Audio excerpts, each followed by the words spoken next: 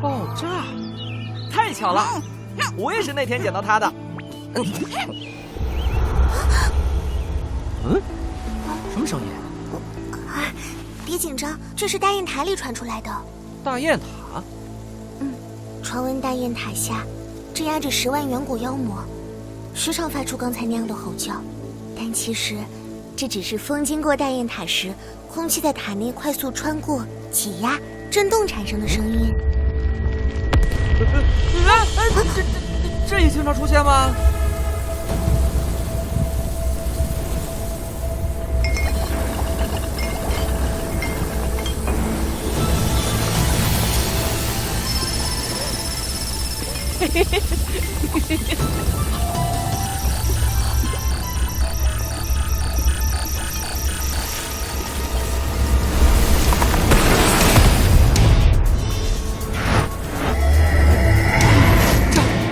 这是